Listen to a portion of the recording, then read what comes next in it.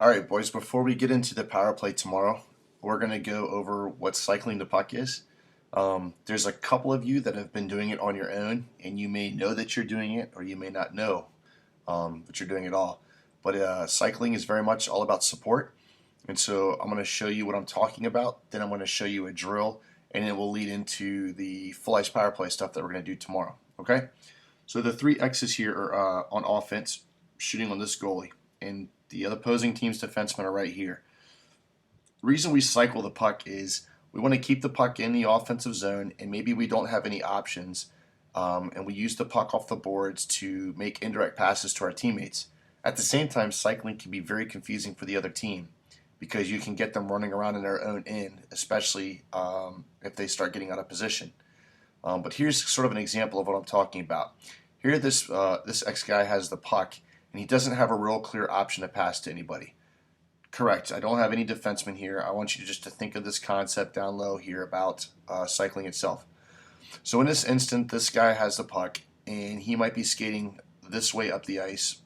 Excuse me, this way up the ice. But once again, he has no support options. This defenseman can be skating full speed with him, trying to pinch him off on the boards up here as they move up with the puck. Okay. So one way to cycle is to cycle in the low corner of the ice. So what can happen is this forward can put the puck off the boards, and a supporting forward is going to come down here and pick it up, and they're basically going to almost exchange places. So now this guy will break to the net, and this defenseman is either going to skate with this forward or he's going to put on his brakes and try and come down and attack this guy. But either way, we have consistent movement. And maybe it'll help if I draw some lines in here, but it's kind of, switch this to black. So this forward is coming forward since he dropped the puck back.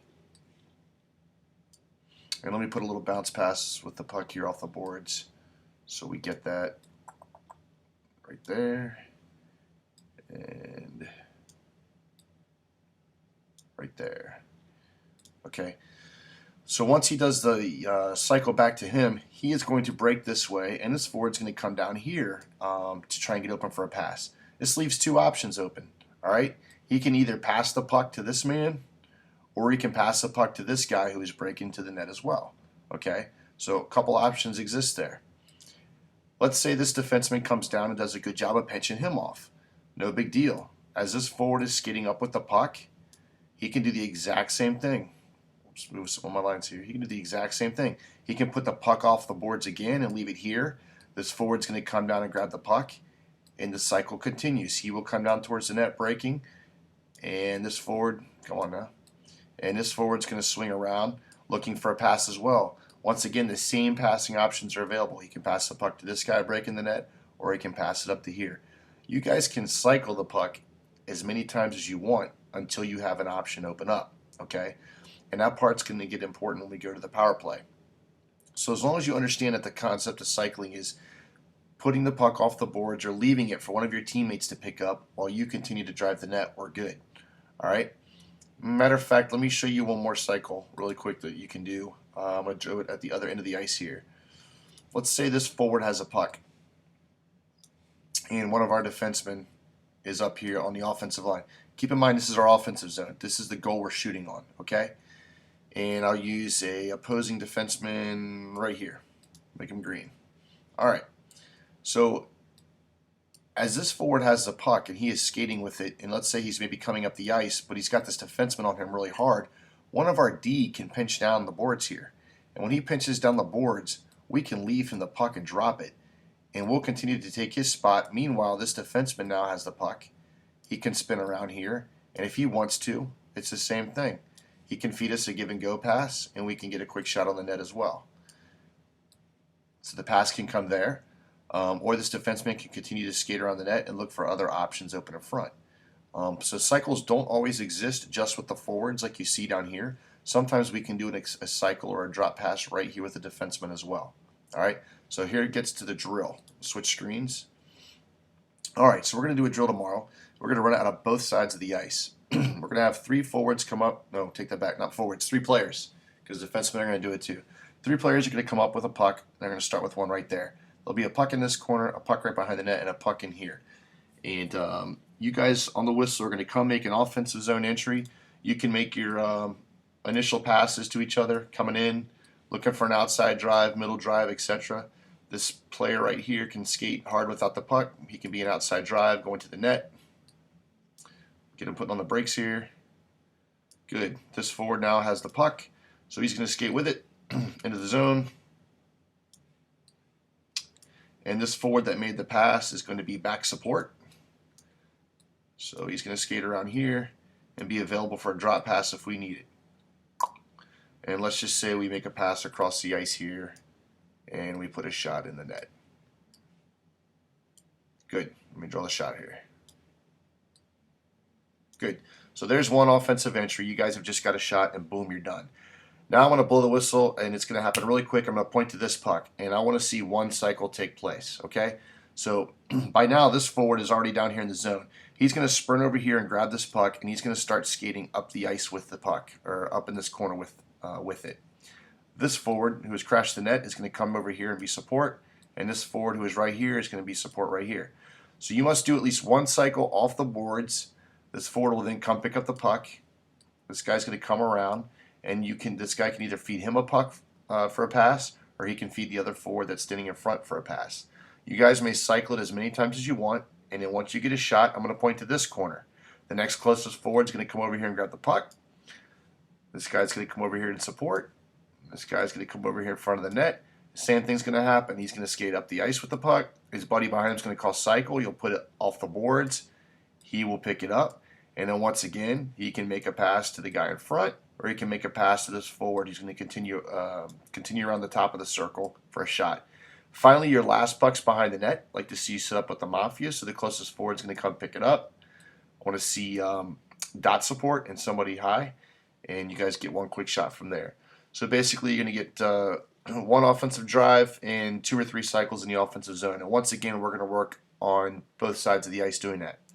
It will be 3-on-0 at first, and then I'm going to add a defenseman in here, and it may be a coach at first who's going to apply pressure to this winger as he's skating with the puck, so you guys are forced to cycle it off the boards to escape that pressure. Okay? There's no better way for me to draw these lines, so hopefully me moving the players around explained it a little bit, but don't worry, we'll go over it on the ice. My biggest thing I want you guys to understand is the purpose of cycling is to escape pressure, utilize your teammates, and provide support with the puck, and it'll help us get some offensive shot opportunities. So that'll be one of the drills we'll do tomorrow before we work on the power play stuff.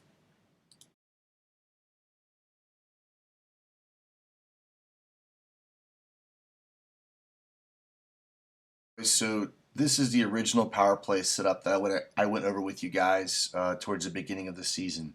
And it's a little bit more of an advanced power play setup. So I think I'm going to change it. But I want to show you the differences in this one versus the one we're going to go to. Because you'll see this again in a couple of years, I'm sure. But we were putting 2 players in front and having somebody on the half boards quarterback the play, or we called it home plate. And then we had our 2 defensemen at the top. It's called a modified umbrella. Okay? But Tuesday night we played a game at the end of practice, and we started talking about areas on the ice that are important for the power play. And so we're going to switch to that, it's basically called an overload power play. So let me switch screens here. Make sure I'm still in the way here. Okay, cool. So this is the game we played the other night. I had cones here at first, and then after we played for a few minutes, I added cones here. Okay? 3 very important parts on an overload power play are labeled just like this. Number 1, number 2, and number 3. Okay?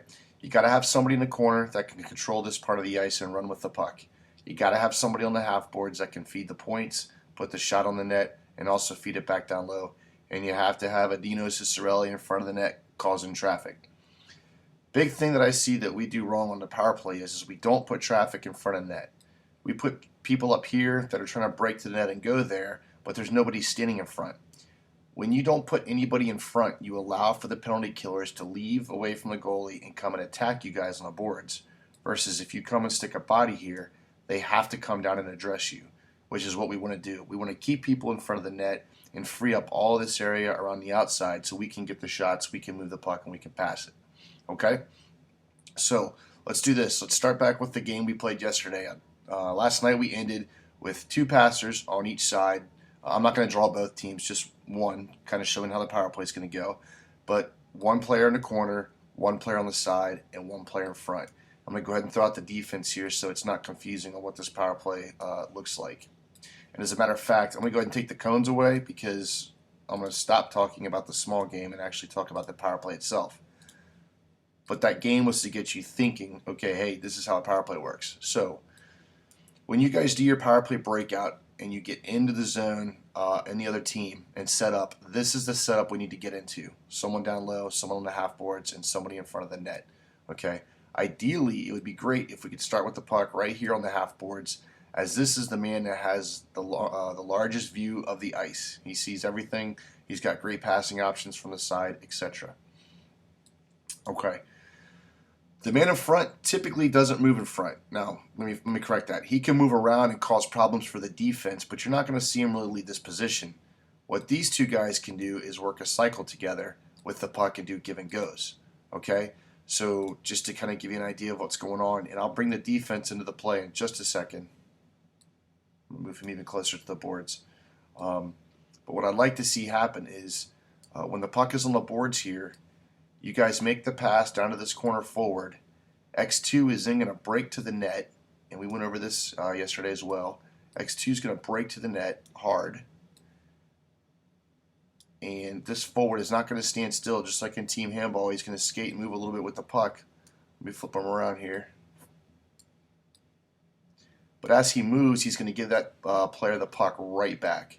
X3 is still standing in front. He's there causing screens, and he's also there to knock in rebounds.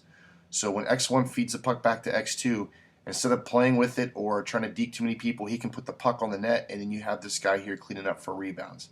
Keep in mind, one of the things you don't see, and I can put them out here, are penalty killers. These penalty killers are wreaking havoc as well because they're causing just as much of a screen in front of their own goaltender, which is a problem. Okay?